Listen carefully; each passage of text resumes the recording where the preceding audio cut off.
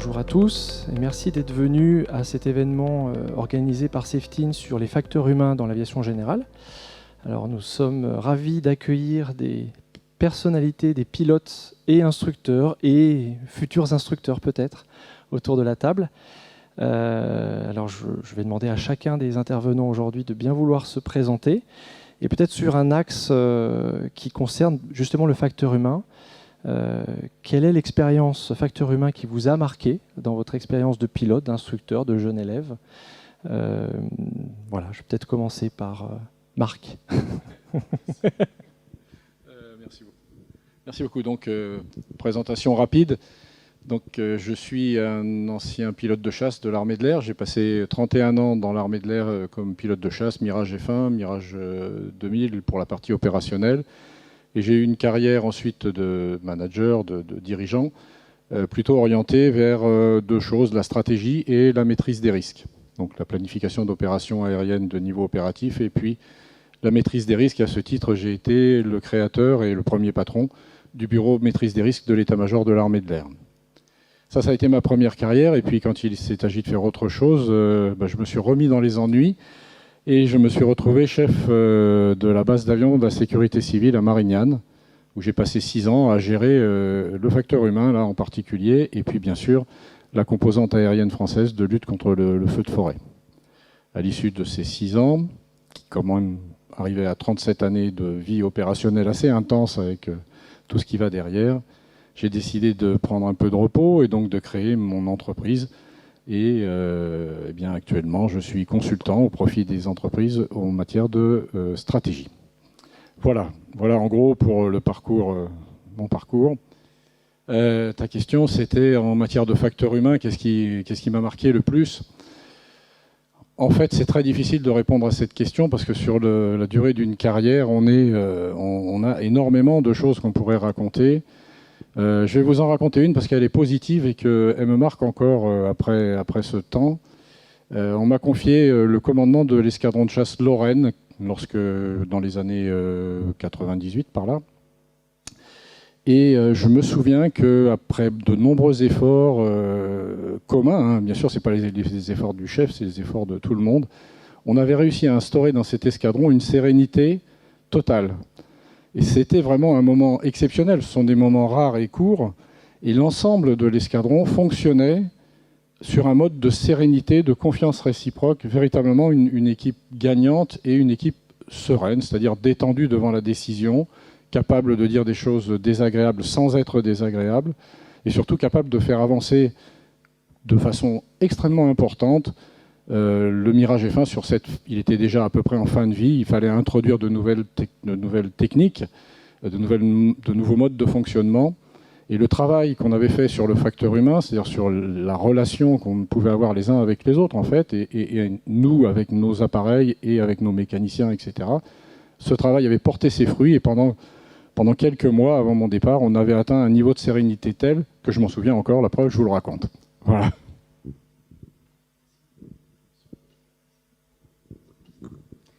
Donc, Christine Serin. Mon parcours est tout autre. Je suis instructeur avion depuis une dizaine d'années. Et donc, j'ai toujours piloté en parallèle de mon travail. Donc, avec ma première motivation, la voltige aérienne. Et donc, c'était de l'aviation de loisirs dans un premier temps. Et donc, je suis devenue instructeur en 2008. Et à la fois instructeur voltige et instructeur vol à plat. Donc, voilà. Alors, par rapport à la question sur les facteurs humains, j'ai eu une expérience qui m'a marquée.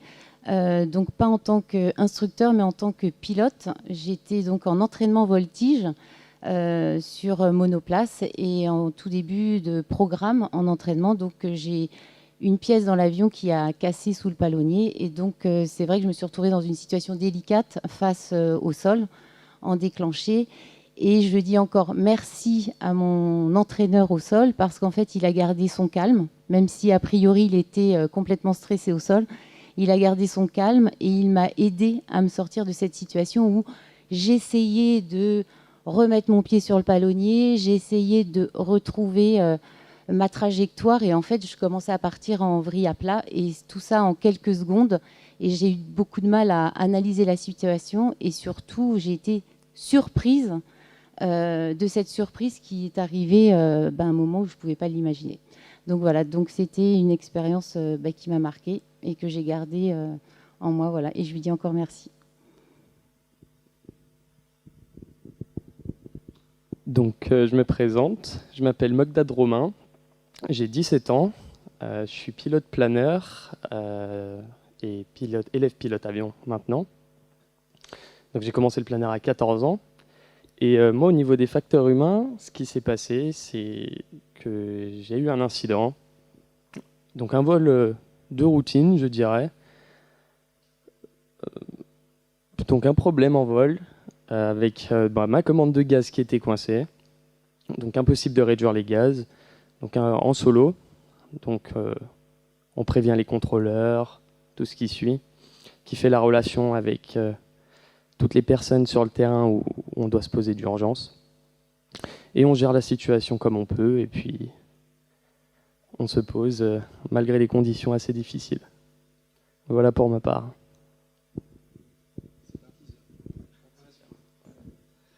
Bonjour, je suis Étienne Boer. Moi, je suis pilote de Rafale dans la Marine nationale, ancien commandant d'une flottille de chasse et actuellement chef des opérations et responsable de la sécurité aéronautique de la base d'aéronautique navale de Landivisiau. Alors, pour répondre à ta question au niveau du FH, je pense que tous les pilotes de combat comme Marc, on a tous quelques bonnes histoires. Moi, celle qui m'a marqué, ça date de 2008. Un accident tragique où 2 avions se rentrent dedans et évidemment derrière l'activité aéronautique s'arrête, le temps de faire une première enquête, d'imaginer les premières causes de l'accident et donc un arrêt complet de l'activité. Derrière, eh bien, on décide de reprendre l'activité et là il faut faire le premier vol. Voilà. Et donc on a décidé de faire le premier vol, de refaire exactement le même vol avec le même leader que le dernier vol, c'est-à-dire le vol où il y a eu l'accident, dans la même zone, au même endroit. Voilà, donc le but à ce moment-là, c'était de reprendre confiance. Et c'est quelque chose de difficile après un incident, et là un accident tragique qui a touché les gens dans leur chair et dans leur esprit, de remonter dans l'avion et de refaire le vol.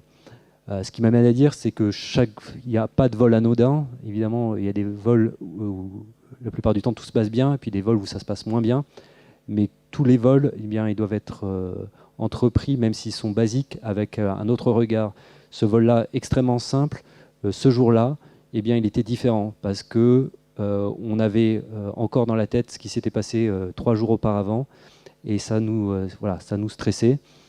Ça a stressé énormément le leader, beaucoup plus le leader que moi, parce que moi j'étais beaucoup plus jeune et peut-être que j'étais plus insouciant que lui. Mais c'était quelque chose qu'on a abordé au briefing, qui a été abordé au débriefing aussi, et qui nous a fait du bien. Mais on n'a pas enlevé cette partie-là qui était très importante finalement de cette reprise des vols dans un contexte très particulier. Merci Étienne. Bonjour à tous, Hugo Corbillet. J'ai 24 ans, je suis pilote de planeur. Depuis maintenant 10 ans, j'ai commencé comme Romain à l'âge de 14 ans. Une passion familiale pour ma part. J'ai découvert le vol à voile donc, très jeune et je suis devenu instructeur et compétiteur dans les années qui ont suivi. Donc beaucoup d'expérience et le facteur humain, Arnaud, comme tu en parles, c'est quelque chose qu'on vit tous les jours en vol. Donc je dirais c'est assez facile, il faut faire le tri, mais de trouver une expérience, j'en ai vécu plein. Et celle que je peux vous raconter aujourd'hui, c'est une expérience de tunnelisation. Je revenais d'un vol fatigant, 5 heures de vol, avec un instrument qui marchait mal. Et donc je me pose le soir, et donc jusque-là tout s'était bien passé. Et je me pose, le planeur est posé, pas de souci. Et je décide, je devais partir en compétition la semaine d'après. Je décide que je ne pouvais pas laisser le planeur comme ça avec l'instrument qui foirait. Donc je bricole et je me dis il faut que je fasse un vol rapide pour tester avant la nuit que l'instrument est valide. Je fais mes bricolages, je me réaligne en piste et je décolle. Et là, a priori, c'était simplement un tour de piste pour valider que tout allait bien. On décolle, Et après le décollage, le variomètre, donc l'instrument qui était défaillant, marche pas très bien. Donc je décide de rentrer le train pour faire des essais à haute vitesse, voir comment il se comporte. Et puis là, ça va pas, le variomètre qui se comporte pas comme il faut. Et bon, ça m'énerve et je descends me poser. Je fais mon tour de piste, je me pose et le train était toujours dedans. Et j'ai focalisé sur mon instrument pendant tout mon tour de piste. J'étais énervé là-dessus, j'étais fatigué la journée entière. Et j'en parlais tout à l'heure avec Bernard qui est ici dans l'audience. Toute notre vie de pilote, on se dit qu'on n'oubliera pas le train, c'est inconcevable. Et là, ce jour-là, en 5 minutes de vol, le train est resté dehors, est resté dedans et je me suis posé sur le ventre. Donc voilà, un incident tout bête, un cumul de fatigue, d'énervement. Et donc c'est du facteur humain, on tunnelise, on focalise sur un détail et on oublie le reste, on oublie les procédures qui sont pourtant là. En tour de piste, on dit, on vérifie le train, je ne l'ai pas fait. Et ce jour-là, voilà, je me suis fait avoir par le facteur humain. Donc voilà pour mon expérience. Merci à tous. Je vais ajouter aussi un témoignage. Alors, non pas tellement dans le milieu de l'aéronautique, mais je crois qu'il est aussi important de voir que le facteur humain, eh bien, on le vit dans nos vies de tous les jours, dans nos pratiques récréationnelles de tous les jours. Moi, j'ai fait la connaissance du facteur humain, je ne savais pas que ça s'appelait comme ça à l'époque, en ski. Dans une expérience compliquée en montagne à Chamonix, avec un ami que je connaissais très très très bien, qui était un très bon ami, et qui s'est trouvé dans une situation de panique. Et là, je me suis trouvé dans une situation de ne pas savoir gérer une situation de panique.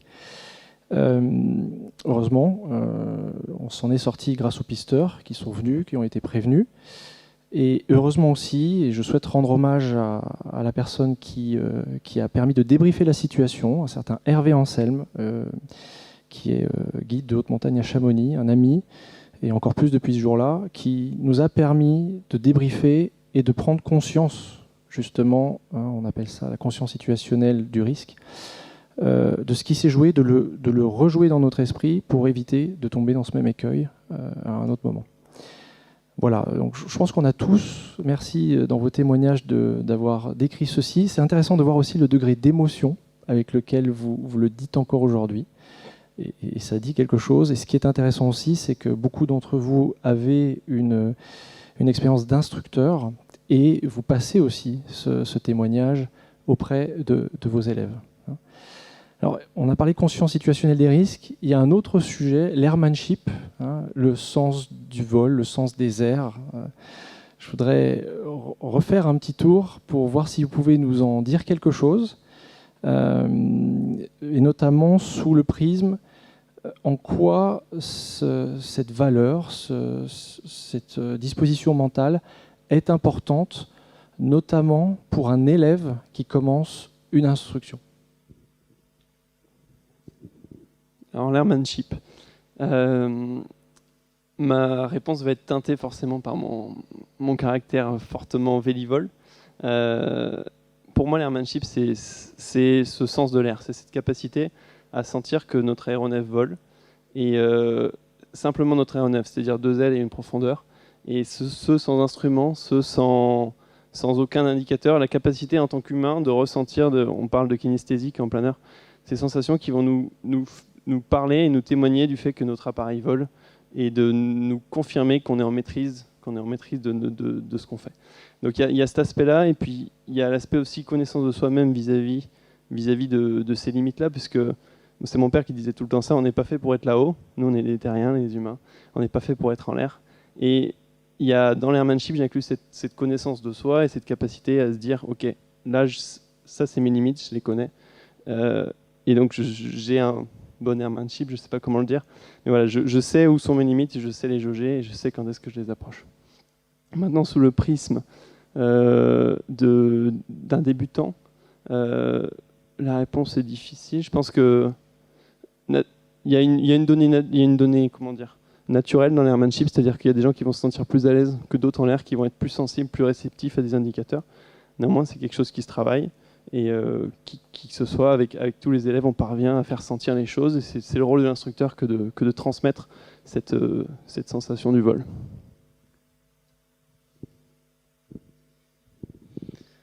Alors la question est pas facile, évidemment. Je dirais, pour faire les choses simples et pragmatiques, l'avion a son domaine de vol et le pilote a son domaine de vol aussi. Et c'est un peu ça, l'airmanship. C'est le domaine de vol du pilote. Le sens de l'air, il s'acquiert, il se travaille, il progresse au fur et à mesure des expériences, et il se nourrit aussi un peu des expériences des autres, mais surtout de la sienne pour bien explorer ce domaine de vol. Au départ, l'élève pilote, la première fois, ou celui qui monte pour la première fois dans un avion pour faire un baptême de l'air, il a une toute petite conscience de la situation dans laquelle il se trouve.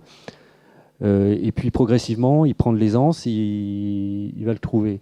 L'objectif pour lui, c'est d'aller chercher ses limites, parce que chacun a son domaine de vol propre, sans jamais les dépasser. C'est cette limite. Et c'est ce qu'on fait travailler chez les jeunes pilotes, c'est d'aller les pousser parfois un petit peu au-delà de ce qu'ils pensent être leur limite, alors que cette limite finalement est bien plus loin. Et c'est un travail vraiment progressif et un apprentissage. Et encore une fois, le rôle de l'instructeur est fondamental pour parfois orienter l'élève vers de nouvelles limites, tout en lui disant attention, la limite se rapproche. Et plus elle se rapproche, plus on doit être précautionneux pour ne pas sortir de ce domaine de vol.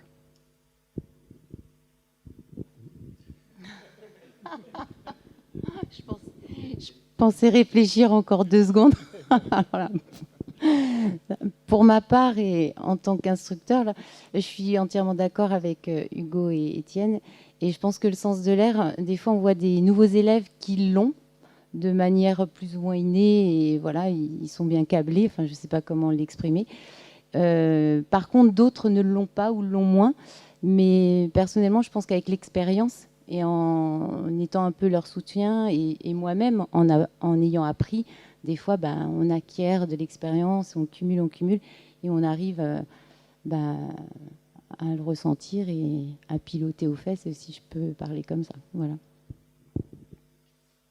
Sympa d'être le dernier. Oui, je peux. Ouais. Pour moi, le sens de l'air, si je veux faire une formule, je dirais que c'est ce qui fait la différence entre un piéton et un aviateur. Mais quand on a dit ça, en fait, c'est juste pour rigoler, parce qu'on n'a rien dit de vraiment très sérieux. Ce qui est sérieux, c'est que je crois que c'est un mélange de 2 choses.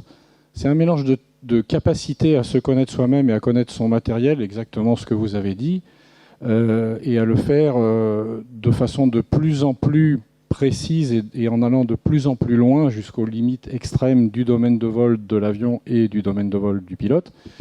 Ça, c'est tout à fait vrai. La deuxième chose qui me semble constituer ce sens de l'air, c'est acquérir au fil du temps une connaissance de la situation aérienne dans laquelle on se trouve, de plus en plus non seulement précise à l'instant T, mais aussi anticipatrice, c'est-à-dire de se faire sans arrêt des scénarios dans la tête qui permettent de se dire je suis là, il va se passer telle chose, je suis en train d'arriver dans la TMA de Paris, on va me demander à descendre. Si on me demande à descendre, il faut que je regarde qu'il n'y ait personne en dessous. Et si on y pense au moment où on commence à descendre, ça ne se passe pas bien.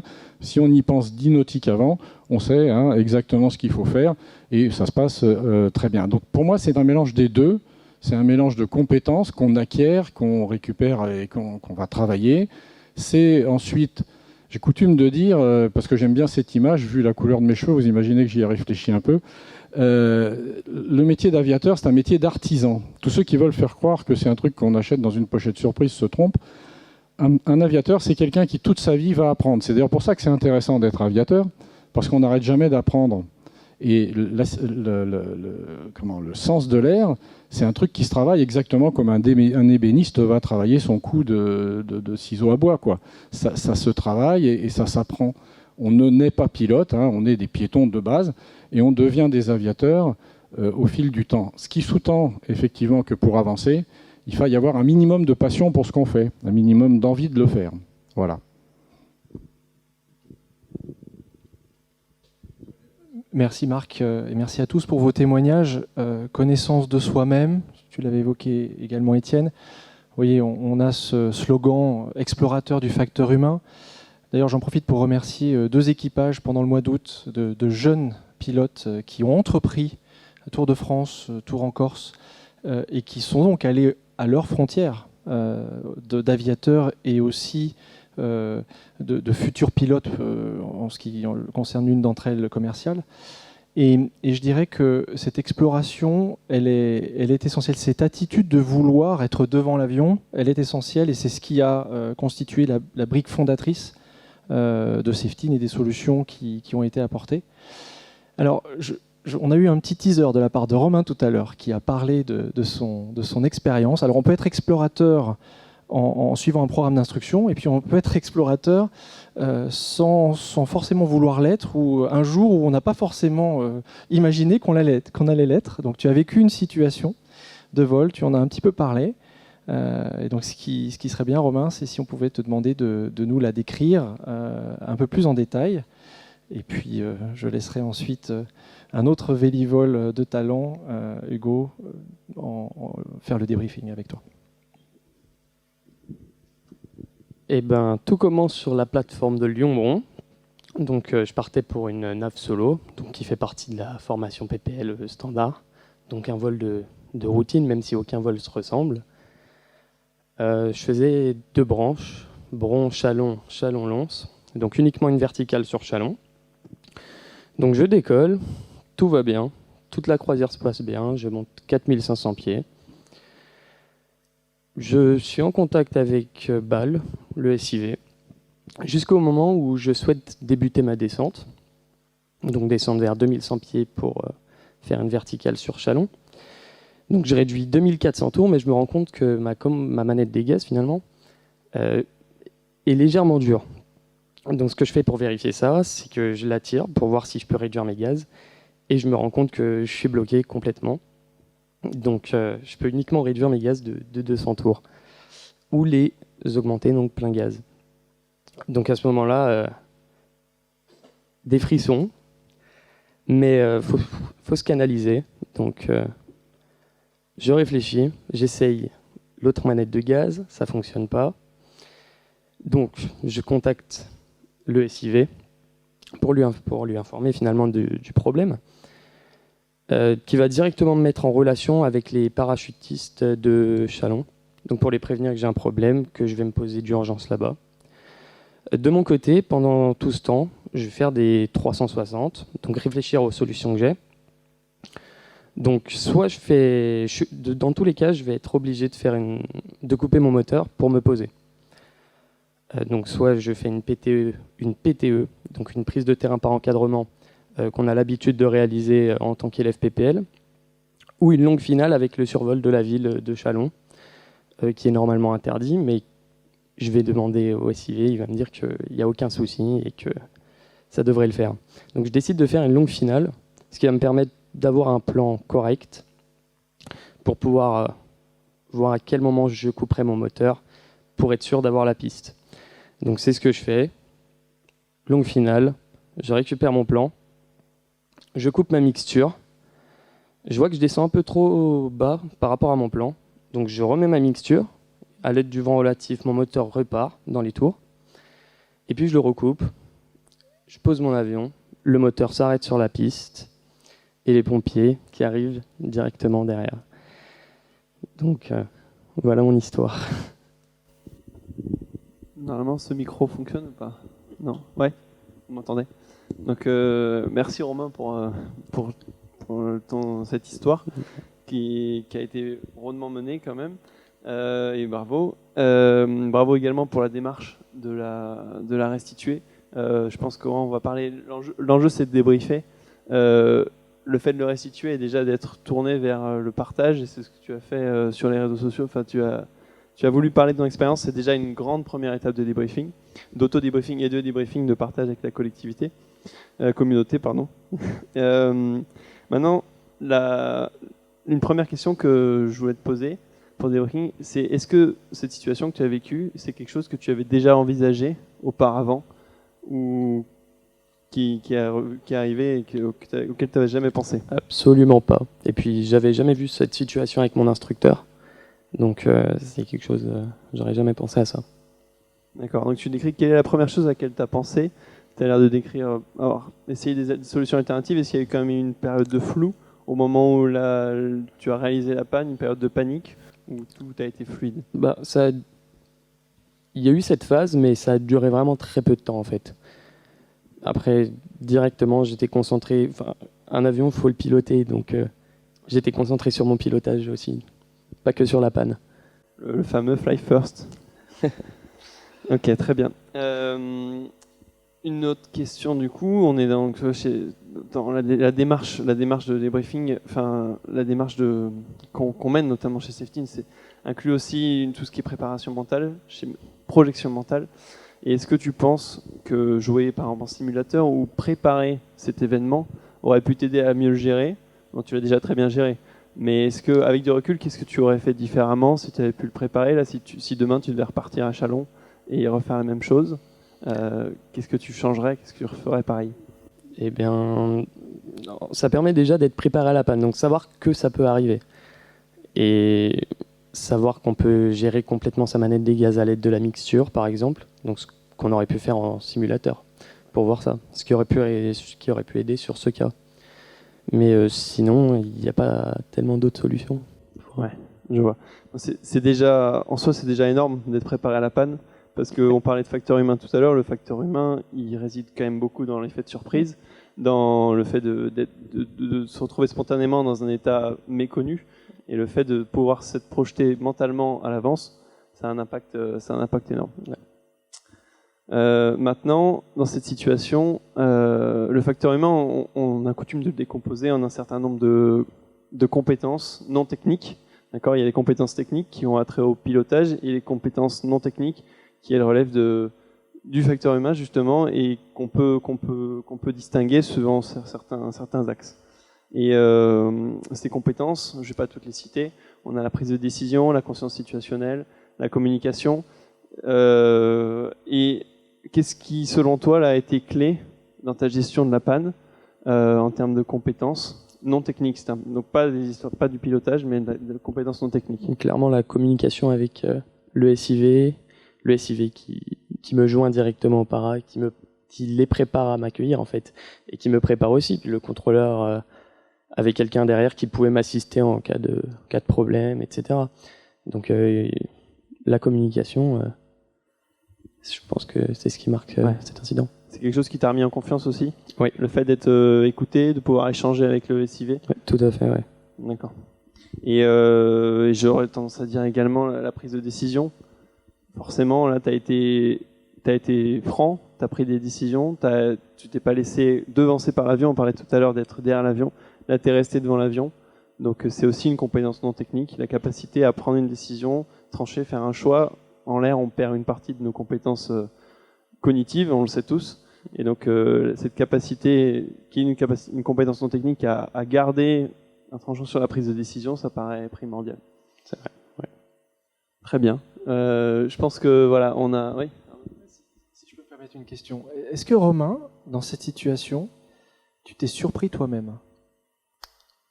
Non. Enfin, je sais pas comment l'expliquer. C'est seulement après que j'ai réalisé, et encore aujourd'hui, je sais pas trop quoi en penser en fait. C'est comme si j'avais fait mon travail en fait, ramener l'avion au sol. Et j'ai même pu repartir avec après, donc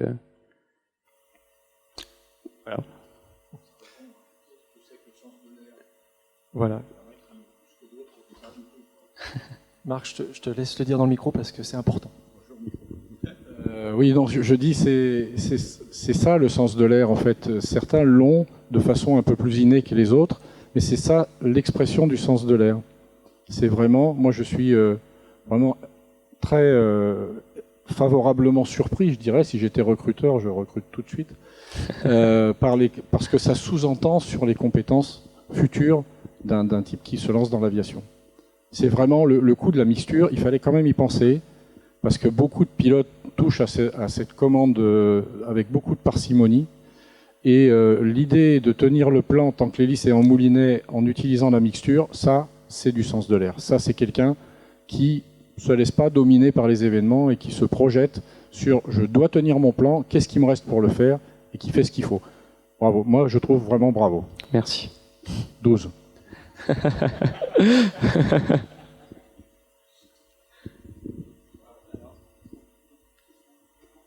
Oui, alors les questions sont évidemment ouvertes à la salle. À l'ensemble de l'audience, est-ce qu'on peut dire que la seule mauvaise décision, c'est de ne pas décider, et que attendre, ce qu'a décrit Romain, c'est-à-dire faire les 360, le temps que ça se calme dans son esprit et qu'il analyse l'ensemble des possibles, attendre, c'est une décision qui peut permettre de ne pas passer derrière l'avion et de ne jamais décider jusqu'à ce qu'on retrouve sa qualité de piéton avec plus ou moins de violence. De toute façon, quand on a du moteur, on a le temps. Donc, et de l'essence. Donc, faut l'utiliser, ce temps.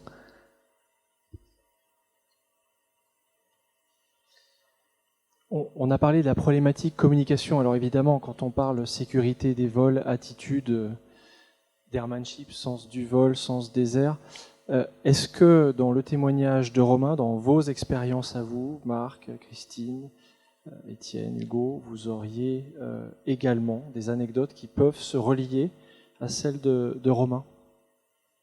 Hugo, toi qui as débriefé. Je commence. Je ne sais pas si c'est plus facile ou plus difficile de commencer là. J'ai déjà parlé d'une expérience, un problème tout à l'heure, donc je vais parler plutôt d'une expérience vertueuse cette fois-ci, qui mêle en fait communication et facteur humain. Où j'ai pu mesurer l'impact de la communication, comme l'a mesuré Romain, concrètement sur une vie. J'étais en vol, donc j'étais parti en circuit, et de retour, donc j'étais pas en instruction ce jour-là, je volais pour moi. Et de retour du côté de Castres, pas loin de chez moi,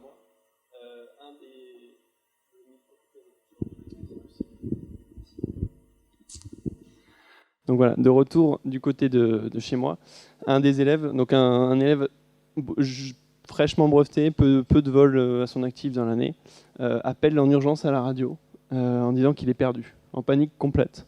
Et il se trouve qu'à ce moment-là, par chance pour lui, j'étais dans sa zone et je l'ai rapidement identifié. Et c'était quelqu'un qui s'était jamais posé dans un champ, qui avait jamais eu cette expérience. Il avait eu son brevet la semaine d'avant.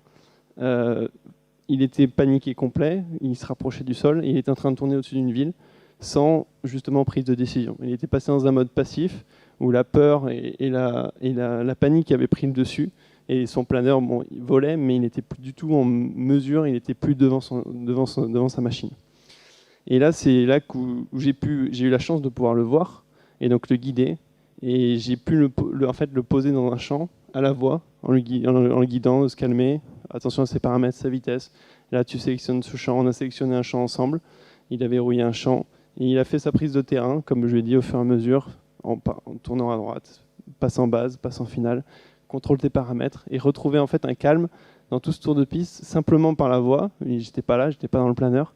Et poser le planeur impeccablement. Et alors qu'il était clairement, sans l'intervention, il se serait laissé porter par sa panique. Il était en train de partir sur la ville de Castres, ce qui était la pire idée à faire à basse altitude. Et là, j'ai été bluffé par l'impact de la voix de quelqu'un. Pour lui, j'étais quelqu'un de senior, donc qui pouvait l'accompagner. Et voilà, tout s'est très très bien terminé. Et donc voilà, on voit l'impact de la non prise de décision et de la communication, qui sont des compétences a priori non techniques, qu'on ne travaille pas dans le bouquin, mais sur la capacité à sauver des vies très concrètement.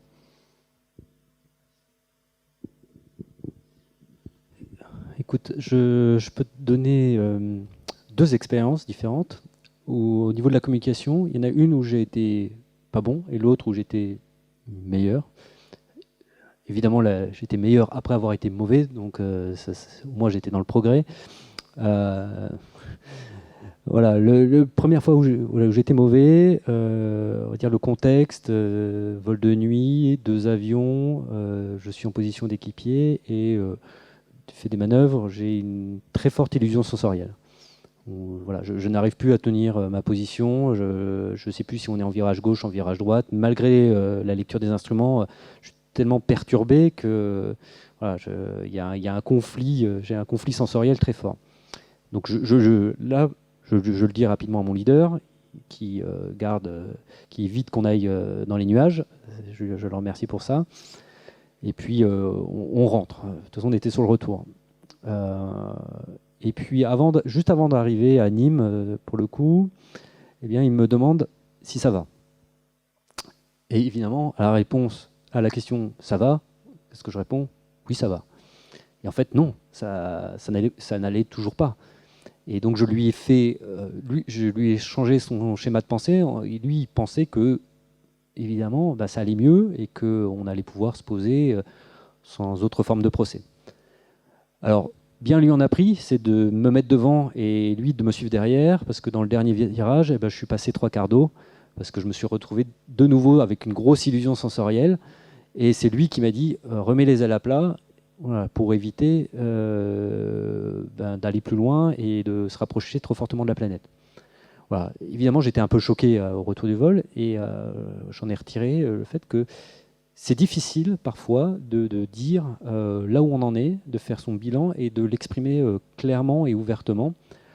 Pourquoi j'ai dit ça va ? Parce que la question est un peu orientée et qu'on a l'habitude de dire oui, ça va, c'est bon, j'ai repris mes esprits, c'est bon. Par un peu de fierté, mais aussi par l'échelon hiérarchique entre nous deux. C'était mon chef, je voulais pas le décevoir, un chef un petit peu à l'ancienne, un peu dur. On lui dit, où les seules réponses c'était oui, non, je ne sais pas. Donc j'ai eu du mal à verbaliser.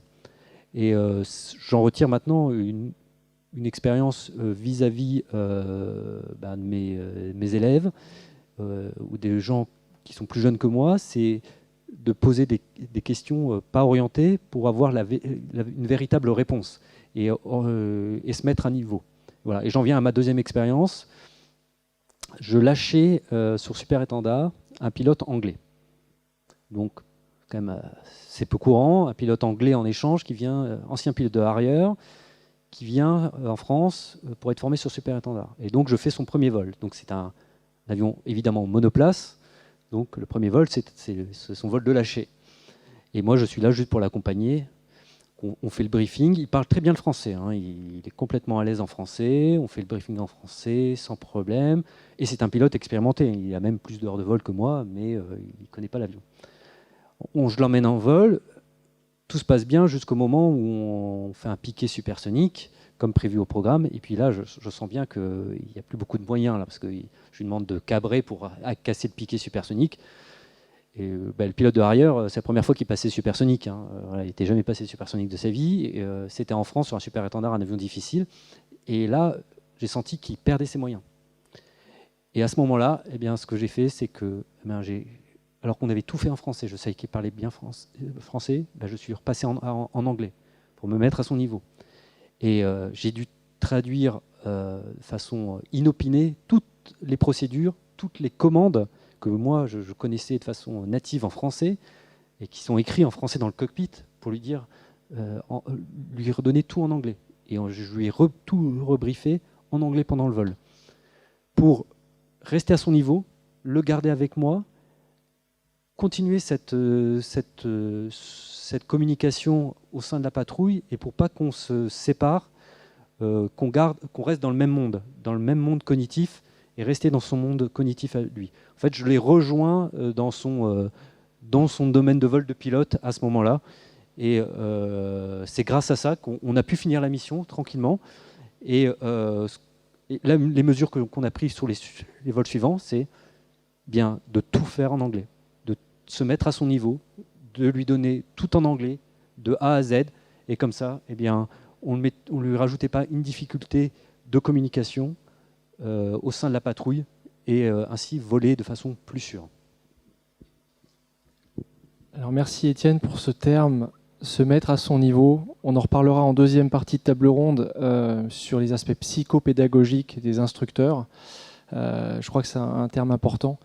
Et ce qui est intéressant dans l'esprit de cette table ronde et dans l'esprit de ce qu'on essaye de faire humblement avec les fondations de Safetyn, c'est justement de créer cet espace de communication où chacun se comprend, quel que soit son niveau. Christine. Alors pour illustrer cet aspect de communication et de prise de décision, donc c'est par rapport à un événement que j'ai vécu quand j'étais élève, un petit peu comme Romain, mais j'étais un peu plus âgée quand même. Donc je commençais mes naves solo, donc je partais de Carpentras et une de mes premières naves solo, donc c'était d'aller au Castelet. Météo bonne, on prend la météo au départ, etc. Je ne me souviens pas, mais je ne sais plus si j'avais pris la météo pour le Castelet, mais a priori tout était bon, l'instructeur était sur place et je pars, tout se passe bien et arrivé en approche du Castelet, quelques nuages et un peu plus, et en fait il y a du relief et il y avait un tapis de nuages et est-ce que je peux passer? Non, ou un tout petit trou et en fait j'ai fait 2-3 ronds comme ça, 360 degrés pour réfléchir et puis je me suis dit non, je peux vraiment pas y aller, je vois rien, je vois pas le sol, même en contournant. Donc prise de décision, en plus jeune élève pilote, je fais demi-tour et je rentre à Carpentras, contente de moi, je ramène l'avion, etc. L'instructeur, alors, j'ai pas pu me poser.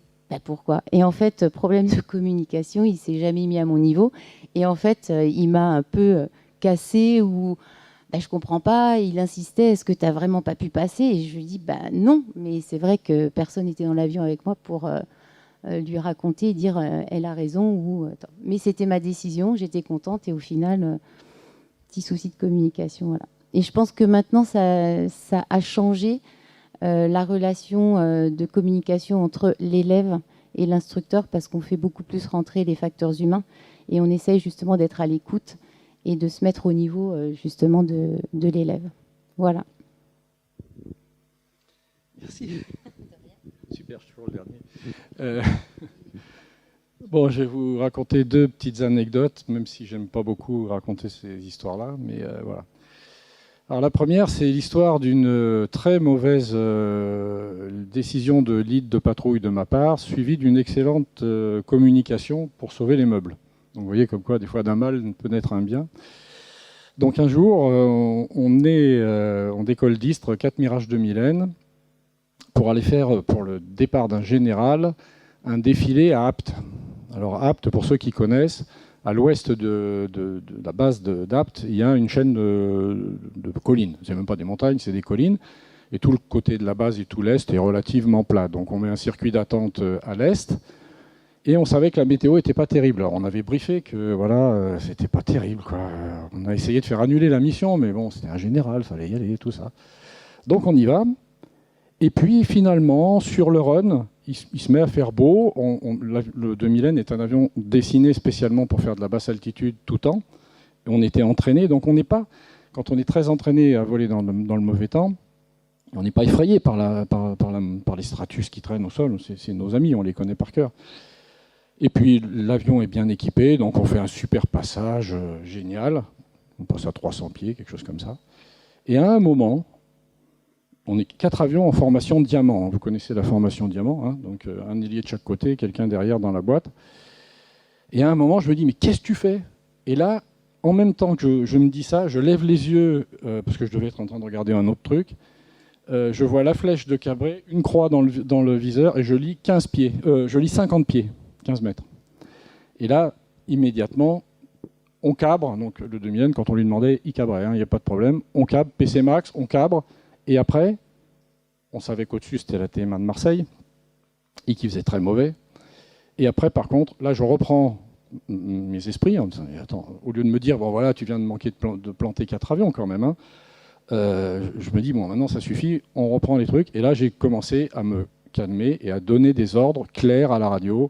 Un tel, vous prenez tel cap, vous montez à tel niveau, un tel, vous prenez tel cap, etc. Mettre tout le monde au même cap et rassembler tout le monde pour que ça ne soit pas le bazar, discuter avec le contrôle. Et dans ce vol-là, j'ai fait à la fois le pire, c'est-à-dire me laisser tunneliser, emporter dans une décision parce qu'il y avait un enjeu débile qui consistait juste à faire plaisir à un général, en se disant on sait faire, on va le faire. Ça, c'est très mauvais.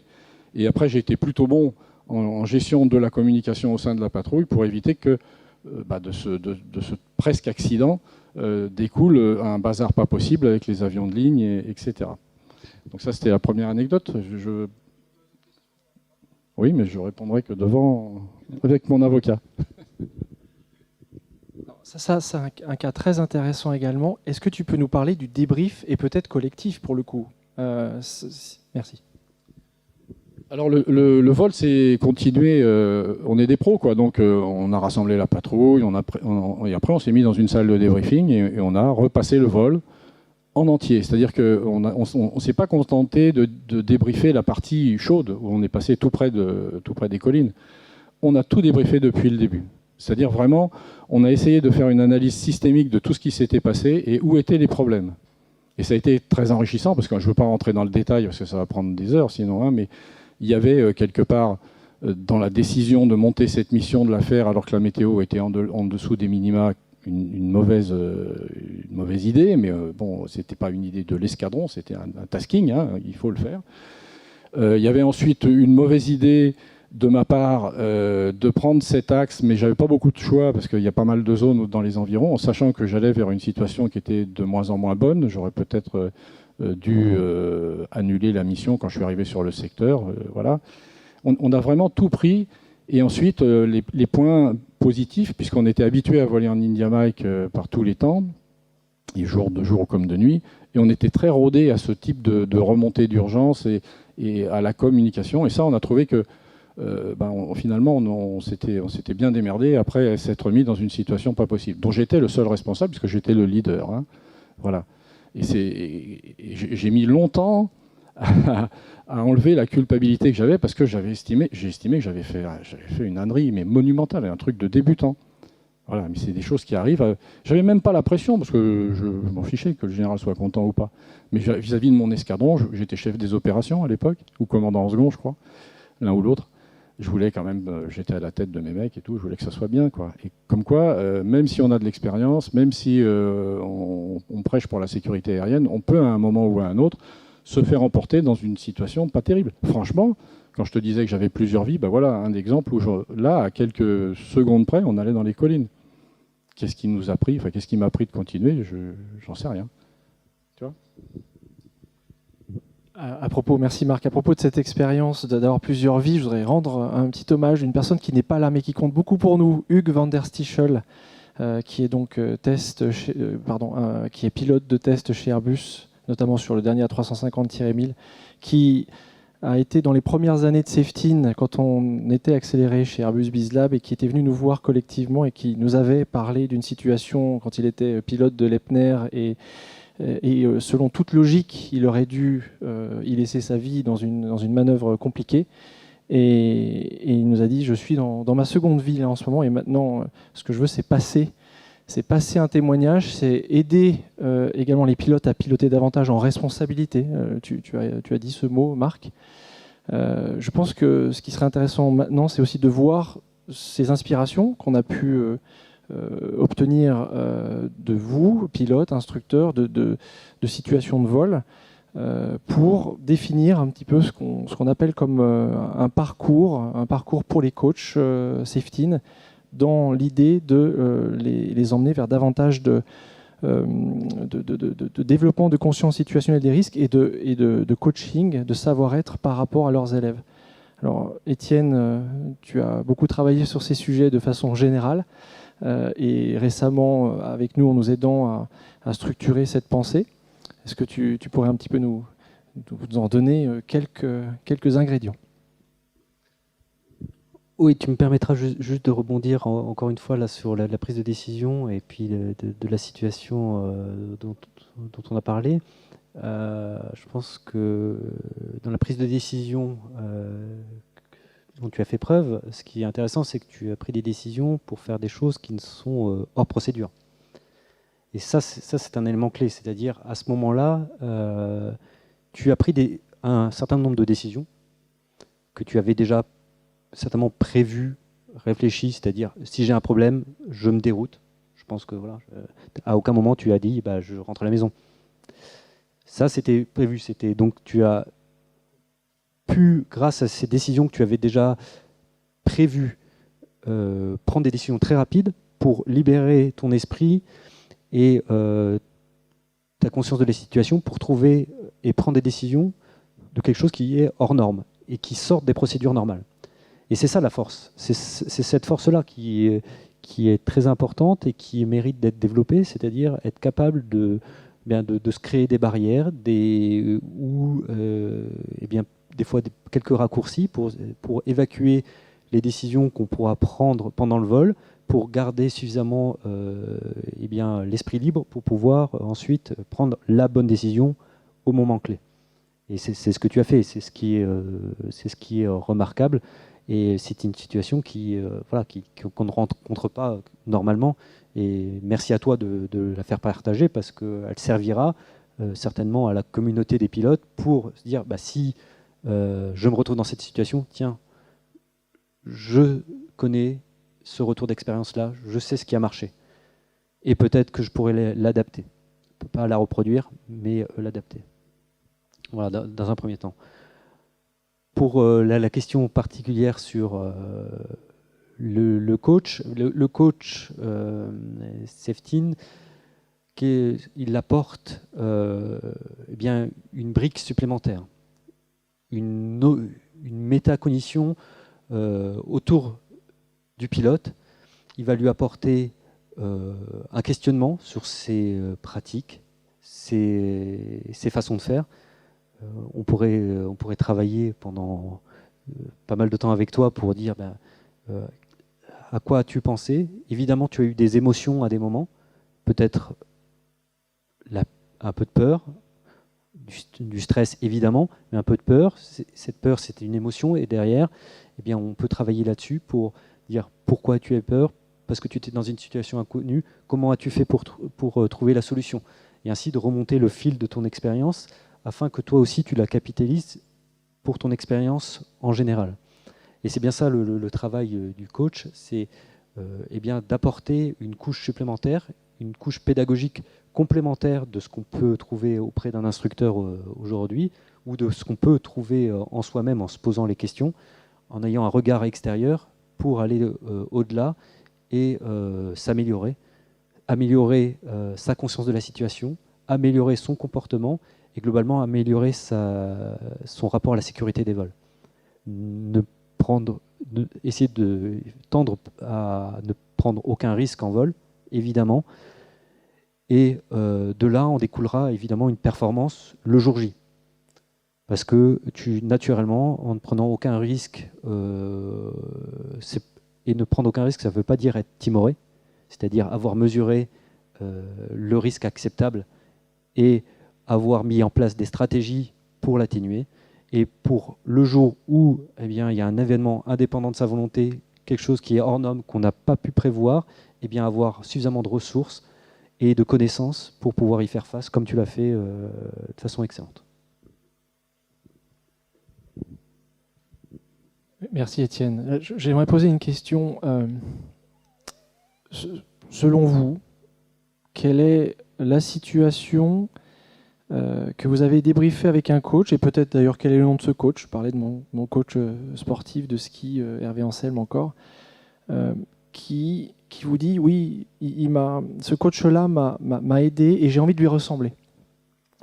J'ai envie de prendre le témoin et de former un élève selon les techniques et selon le modèle qu'il a représenté pour moi. Christine, tout à l'heure, tu as parlé de cette personne-là. Donc, si tu as un autre exemple à nous donner, mais voilà, en forme de témoignage d'ailleurs, en forme de remerciement peut-être à ces coachs qui sont structurants dans votre vie de pilote. Hugo, dans ta jeune vie de pilote, mais déjà bien performante. J'ai pas de réponse immédiate sur un événement marquant. J'ai eu la chance, de par mon parcours sportif, et c'est un peu ce que ça m'a apporté en équipe de France et en espoir. On a cet accompagnement, on a un coach, un entraîneur qui ne joue pas le rôle d'instructeur, mais qui va nous accompagner mentalement sur la préparation du vol, sur le débriefing, sur la préparation des championnats.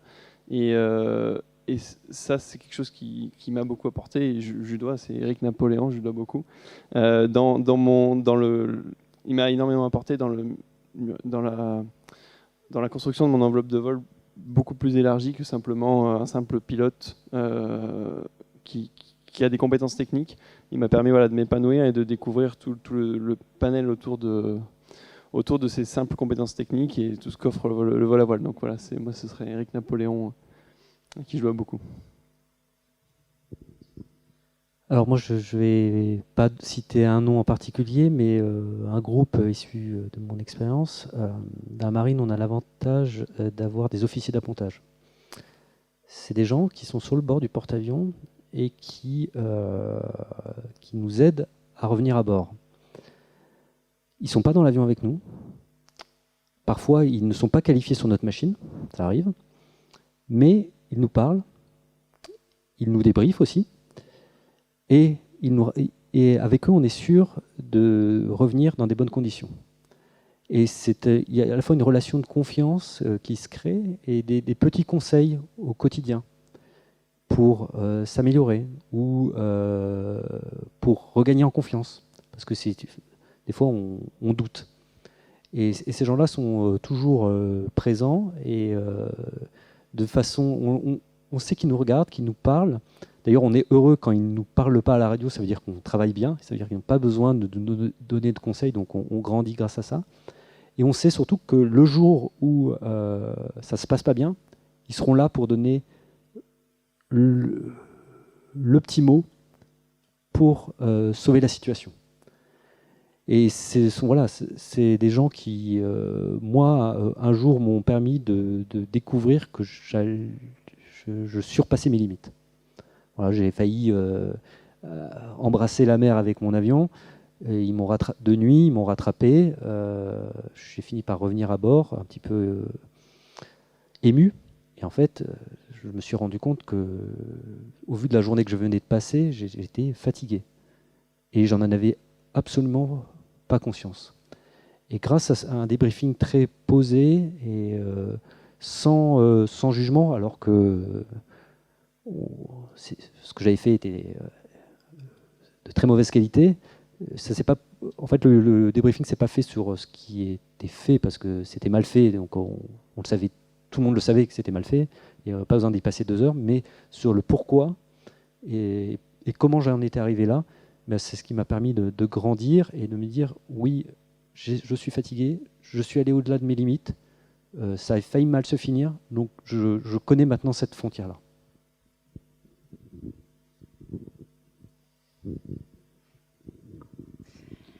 Donc par rapport à ce point-là, moi je vais parler en tant qu'instructeur. Entre les débuts de l'instruction et au bout d'une dizaine d'années, on évolue. J'ai vu aussi mon évolution. On fait parfois des erreurs. Et c'est vrai que on n'apprend plus tout à fait de la même manière. Et ces derniers temps, j'ai fait une formation travail en équipage. Et là, j'ai découvert une équipe d'instructeurs à l'étranger que j'ai trouvé à la fois pro, calme, entièrement disponible et qui se met à votre écoute, surtout quand on doit faire la formation en anglais. Des fois, quand c'est pas sa langue maternelle, c'est pas toujours évident. Et voilà, nos jugements, je les ai trouvés parfaits, excellents. Et là, ça m'a motivée aussi pour tendre vers ça. Parce que quelque part, quand on fait de l'instruction, il faut aussi être exemplaire. Alors c'est peut-être un mot un peu fort, mais il faut faire du mieux que l'on peut et surtout bien communiquer, se mettre au niveau de l'autre pour faire passer les messages les plus vite possible et bien. Parce que dire rapidement, ça ne veut rien dire. Il faut quantifier. Pour quelqu'un, ça signifie quelque chose, pour quelqu'un d'autre, autre chose, et ce n'est pas très précis. Enfin voilà. On a tous des gens qu'on pourrait qualifier maintenant de coach autour de nous. Alors je vais dire deux choses. D'abord, en ce qui me concerne, quand j'ai été lâché sur Mirage F1, donc 1979, il n'y avait pas de biplace. Il y avait un tout petit simulateur qui était dans une boîte et qui n'avait pas de visu. Et je venais du Mystère 4, c'est donc un autre monde, quoi. C'est vraiment 2 mondes différents. Et j'ai eu un parrain, puisqu'on parrainait à cette époque-là, qui s'appelait Jean Andrieux, qui était le présentateur du Mirage F1 à l'époque, où il faisait le Bourget, etc. Enfin, c'était le présentateur alpha. C'était un type qui parlait pas beaucoup, mais qui était très humain et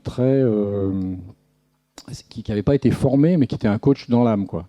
Et donc, par petites touches successives, et je n'ai pas dit des étapes, c'est vraiment des touches successives, parfois en me disant, dis donc, t'es sûr de ton truc, ou moi je la ferai pas comme ça, ta manip, mais vraiment des petites touches successibles. Eh ben, il m'a aidé à passer de pilote sortant d'OTU sur Mister 4 à pilote de chasse moderne dans un avion moderne pour l'époque. Le Mirage F1 était l'avion le plus moderne à l'époque de l'armée de l'air, et à le maîtriser, et en un temps, quand j'y repense maintenant, de l'ordre de 6 mois, ce qui est très court.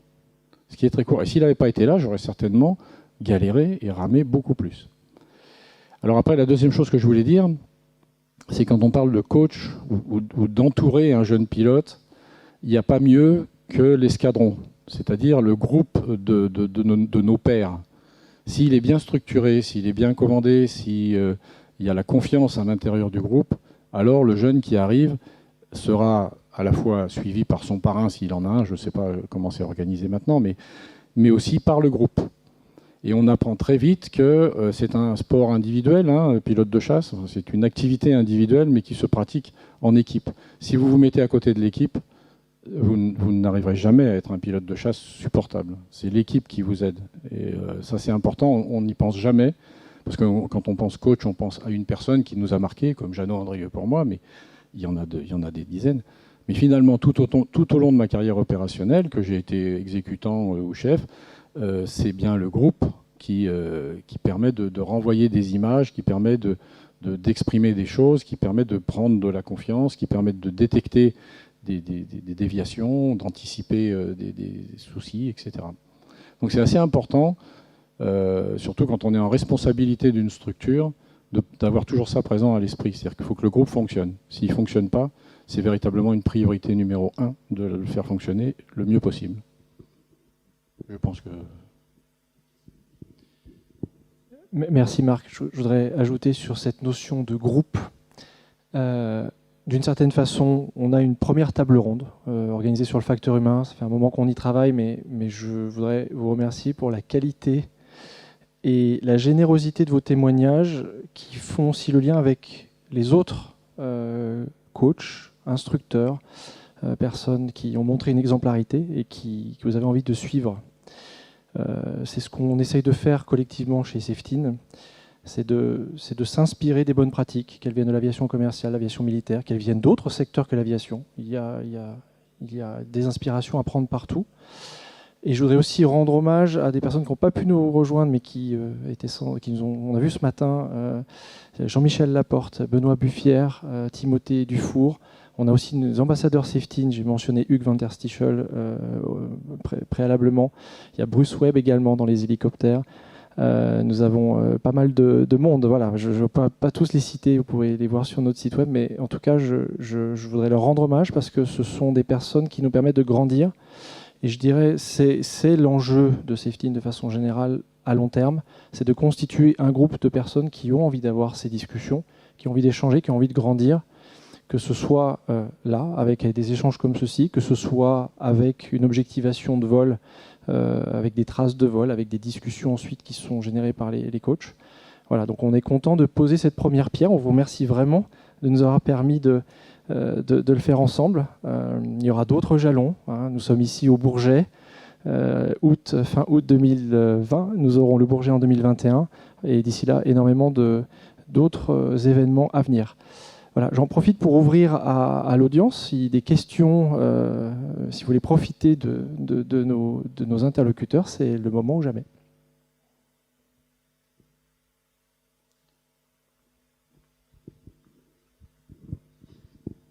Bonjour, Mathieu Hardy, je suis simplement pilote privé, j'ai pas la même expérience que vous, mais je me pose une question. Si les uns et les autres vous regardez dans le miroir, très loin en arrière, et qu'on faisait une petite métaphore par rapport aux montagnards des montagnes, qui viennent de la plaine et qui regardent le sommet en se disant « un jour j'irai là-haut ».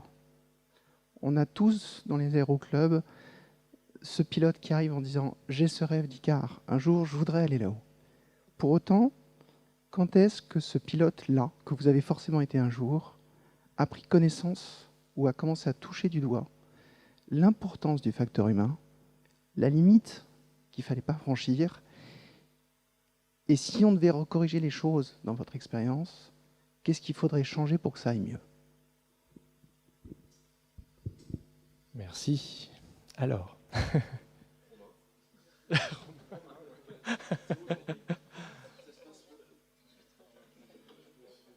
Ah, Hugo. Alors, comme je disais tout à l'heure, le facteur humain, c'est quand même quelque chose qu'on expérimente assez souvent en vol. Le problème, c'est de savoir mettre des mots dessus et d'en être conscient. Pour ma part, j'ai commencé le vol à vol à 14 ans, comme Romain. À 15 ans, je me retrouvais tout seul en l'air. Donc c'est responsabilisant. Et je sais qu'à cette époque-là, j'avais pas conscience, j'étais loin d'avoir conscience de tous les dangers. En fait, j'en suis encore loin. Enfin, c'est-à-dire que chaque heure de vol, chaque expérience, ça fait, pour moi, c'est l'expérience en plus, mais ça ne veut pas dire qu'on faut pas se sentir plus fort, meilleur. Au contraire, c'est de la remise en question permanente. Et le facteur humain, il rentre au fur et à mesure, de plus en plus. Et je pense que je suis encore qu'au piémont de cette montagne et que je vais en découvrir encore.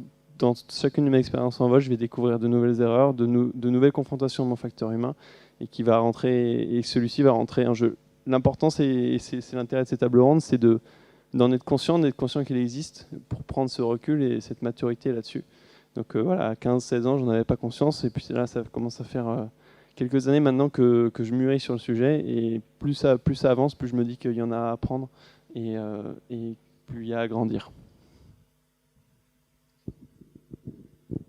Alors moi, je pense que j'ai pas eu la chance à 17 ans d'avoir cette conscience du facteur humain, pas du tout. Hein. Moi, j'ai commencé à voler, j'avais 14 ans, et il a fallu que j'attende l'âge de 30 ans pour me rendre compte que en fait, c'était un paramètre décisif.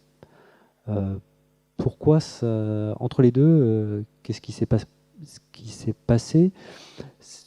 À mon sens, j'étais dans l'apprentissage et puis dans la recherche de la performance. Voilà, de toujours apprendre quelque chose, d'aller de l'avant et puis avoir peut-être un petit peu fonceur, jusqu'à un moment où je suis arrivé à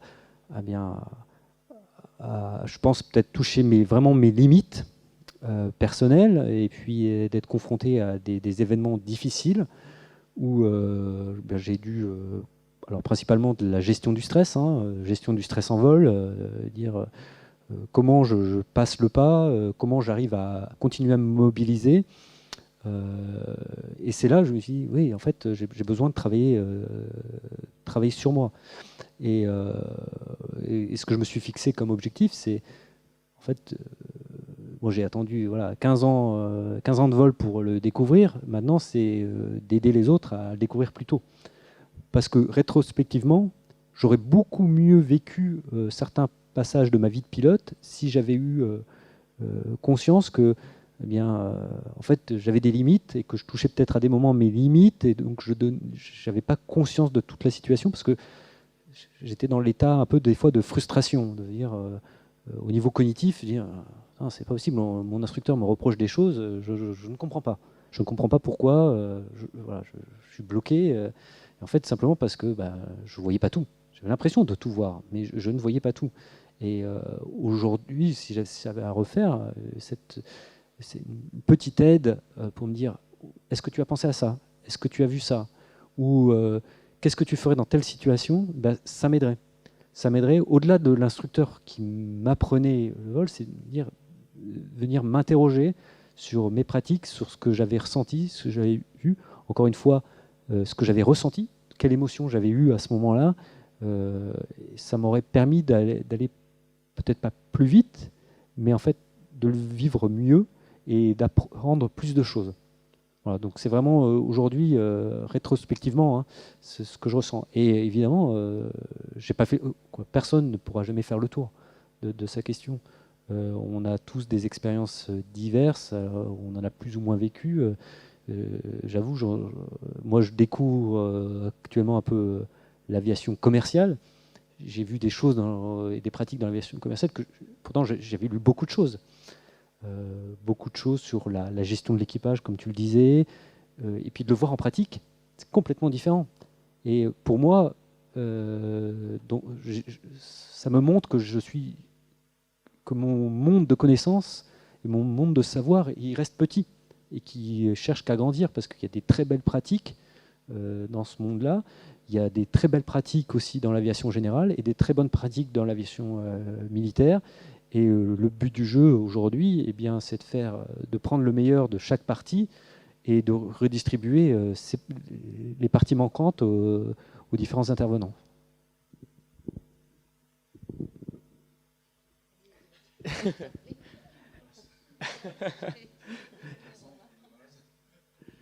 Pour ma part, je ne sais pas si je peux vraiment répondre à cette question, mais comme Hugo, j'ai commencé à voler à 14 ans, donc c'est peut-être un peu plus récent que toi quand même. Mais là, je suis à 15 ans, mais on n'a pas la totale conscience de la situation. Et je pense que j'ai de la chance à 17 ans de prendre conscience de ce que c'est le facteur humain, dès maintenant. Et ça peut être que bon pour le futur, je pense. Donc voilà. Moi, j'ai pas commencé à piloter à 14 ou 15 ans, mais plutôt à 25 ans. Et j'étais plutôt timorée, donc j'y allais step by step. Et c'est vrai que pour moi, l'aviation, au départ, c'était peut-être pas atteignable, parce que ça faisait pas partie de mon milieu familial.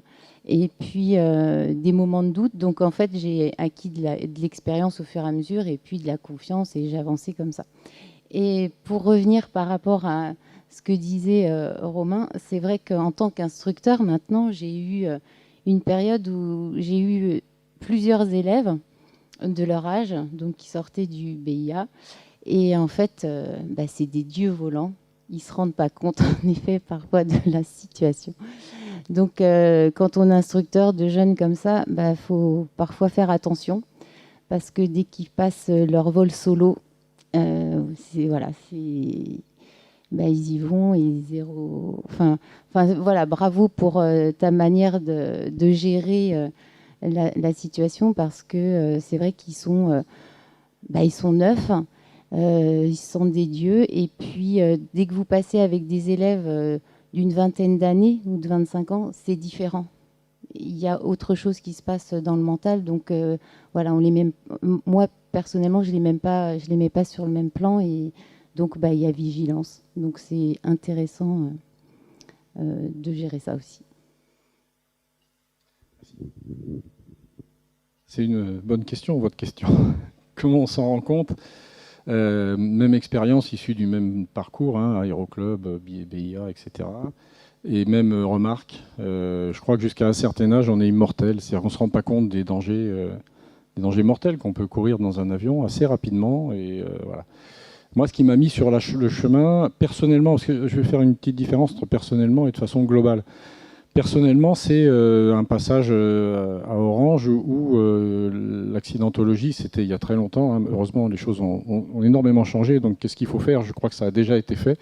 À l'époque, l'armée de l'air perdait environ 20 avions et 15 pilotes par an, ce qui correspond à un escadron à peu près. Et quand je suis arrivé dans mon escadron, en 2 ans, on a perdu 4 pilotes et 5 avions, sauf erreur de ma part. Et j'en étais arrivé, alors que je suis un passionné d'aviation, j'en étais arrivé, quand je prenais mon casque pour partir en vol, à me demander si j'allais le remettre, si j'allais le ramener. Et là, j'avais 23, 24 ans, ça a commencé à gamberger dans ma tête, cette affaire, ça a commencé à tourner, et je me suis dit, mais il doit y avoir quand même moyen de faire mieux, de faire autrement, de faire mieux. Mais c'est tout ce que j'étais capable de faire, et à ce moment-là, intelligemment, il y a tout un groupe d'officiers supérieurs et de généraux de l'armée de l'air qui ont décidé que ça suffisait et qu'il fallait maintenant changer de siècle et faire les choses correctement. Et on a introduit dans l'armée de l'air un plan facteur humain. Enfin, il s'est passé tout un tas de choses pour faire baisser l'accidentologie. Et il se trouve qu'à ce moment-là, j'étais prêt, dans ma tête, c'était une réponse finalement apportée par la structure, j'étais prêt à embrayer là-dessus. Et donc on est devenu, avec les pilotes de ma génération, puisqu'on parle souvent de génération de pilotes, on est devenu de fervents adeptes de cette modification de comportement, de prise en compte du facteur humain et d'acceptation du fait qu'on était faillible. Parce que ce qu'on nous enseignait tout au début, c'est qu'on était des dieux, qu'on était invulnérables et que, voilà, point de faiblesse et en avant nous autres.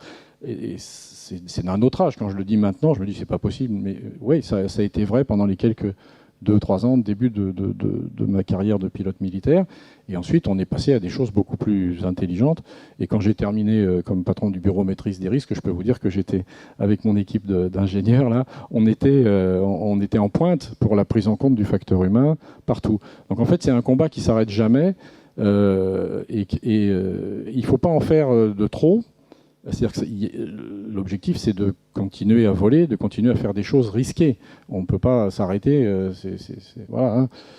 On n'est pas sur les routes où, effectivement, si on roule à 20 à l'heure, on n'aura plus d'accident, mais on n'ira pas très loin. Avec un avion de chasse, il faut continuer à voler vite, il faut continuer à voler haut, il faut continuer à s'engager, etc. Mais il faut continuer à le faire en augmentant en permanence le coefficient de sécurité et la capacité à ne pas faire des choses définitivement mauvaises pour tout le monde. Voilà. Donc il y a bien dans cet aspect des choses deux parties, on y reviendra peut-être un petit peu après, mais il y a une partie individuelle, la prise en compte de son propre facteur humain, et puis il y a une partie beaucoup plus globale qui est la prise en compte systémique du facteur humain. Et l'un ne va pas sans l'autre, à mon avis. Voilà.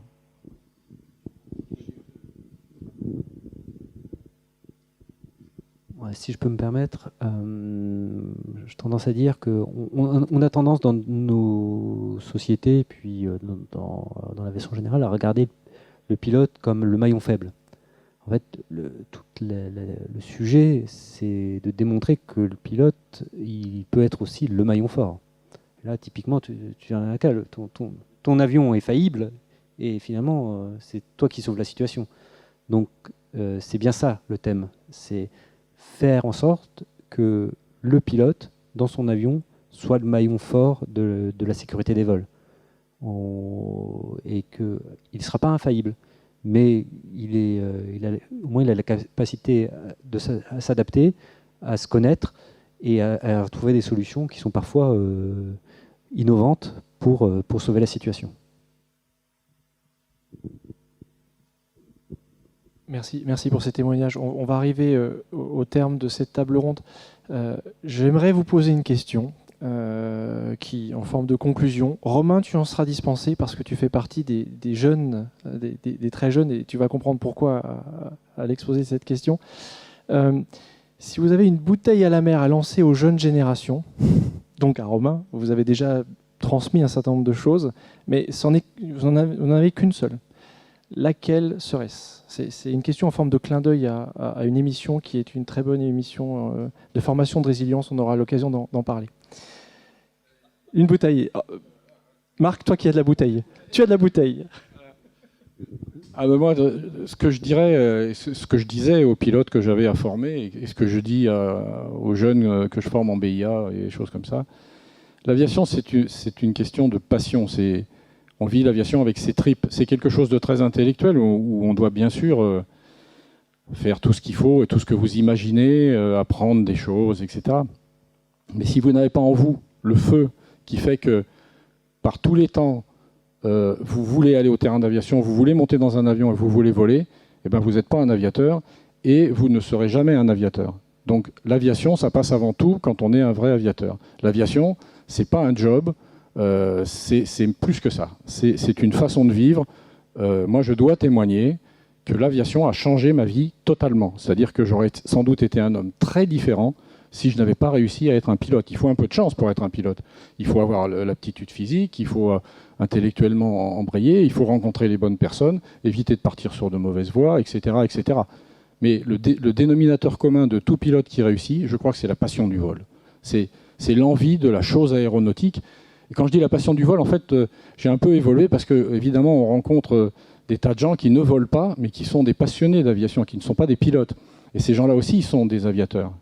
Et donc, pour être un aviateur, il faut avoir les tripes pour le faire. Comme disent les Américains, no guts, no glory. C'est exactement ça. Si vous n'avez pas ça en vous, faites autre chose.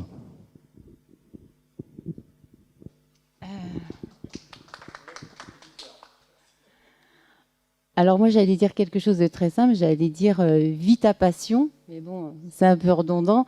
Ouais, vis ta passion, mais ce ne sera pas toujours facile. Mais voilà.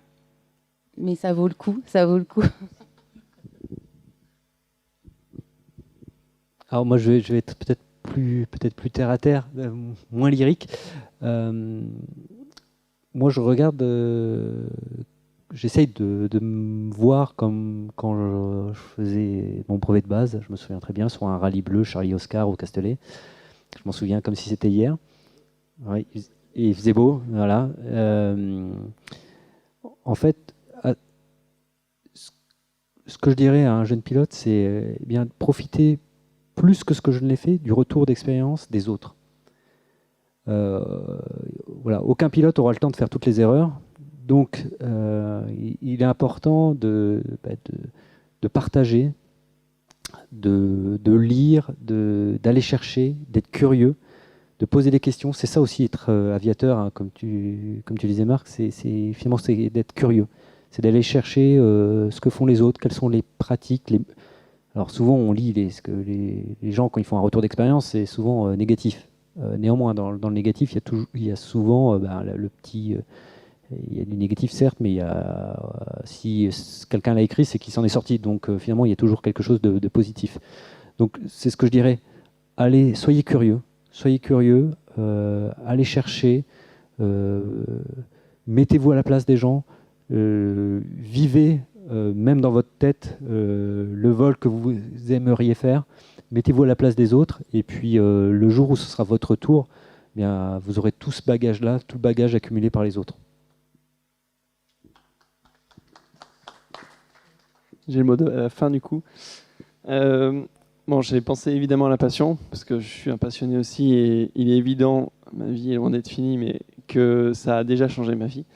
Maintenant, moi, si je devais lancer une bouteille là, le maître mot serait l'humilité. Si vous êtes passionné, il faut vous lancer, il ne faut pas hésiter. Par contre, il faut être conscient, on l'a dit assez ce soir, c'est quelque chose d'exigeant l'aviation, il faut être conscient de ses limites. Et je pense que l'humilité, ça résume un peu toutes ces notions-là.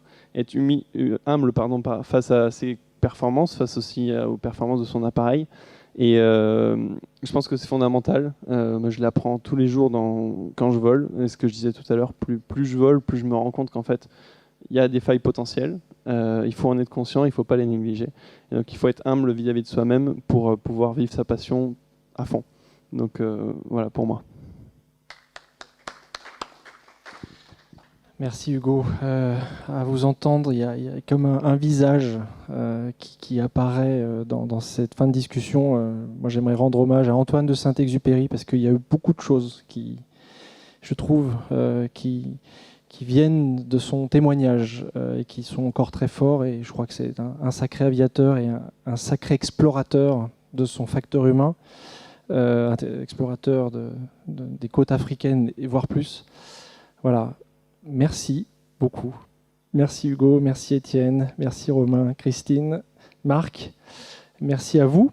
Et je vous propose qu'on continue encore sur d'autres questions, évidemment, en mode off. et l'aventure continue. On vous donne rendez-vous au Bourget, au même endroit, l'année prochaine. Et entre-temps, il va y avoir évidemment le lancement du Tour de France Safety in Tour qui commence dans 2 jours. Donc merci de nous avoir gonflés à bloc. Merci bien.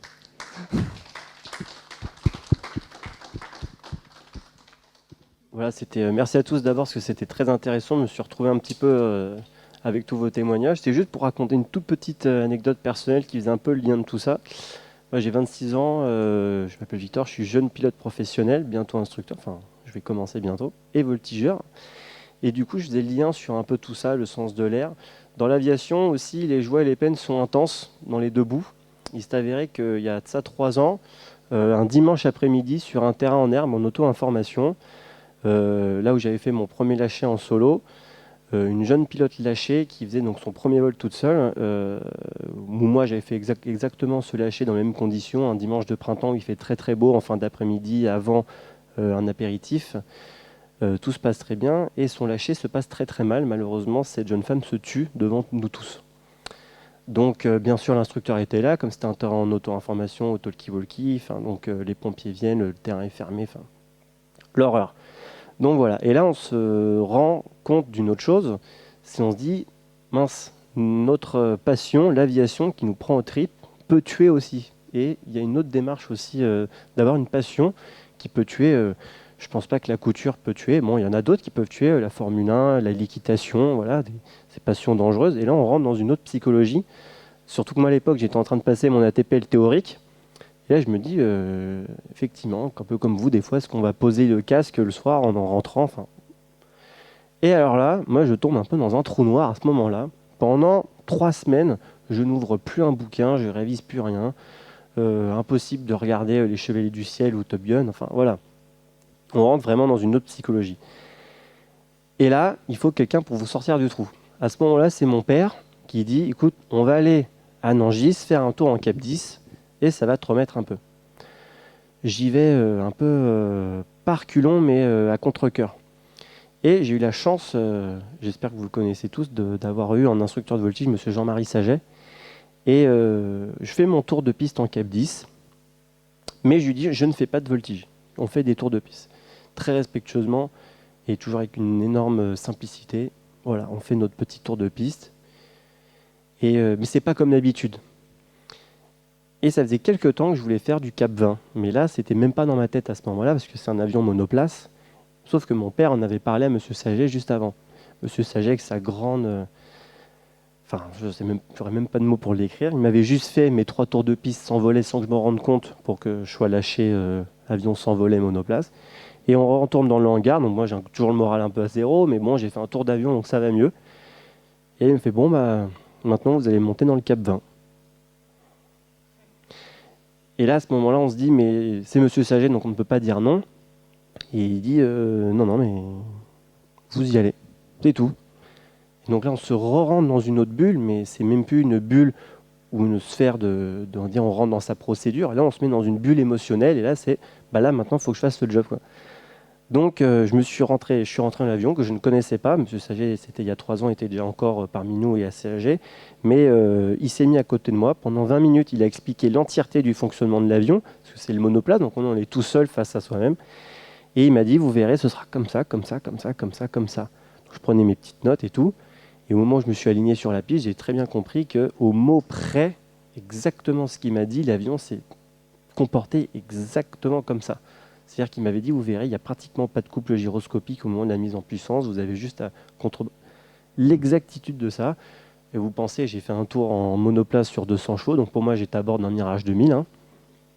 Et je suis revenu, et puis bon, bah, c'est il y a 3 ans, donc je ne me suis jamais arrêté, mais l'importance de tout ça, aussi la psychologie personnelle, alors qu'à la base, l'incident dans lequel on est spectateur n'a rien à voir avec nous, mais on se met dans une bulle aussi émotionnelle, et donc des fois il faut aller de l'avant, et donc voilà. Et merci à vous en tout cas, c'était très intéressant.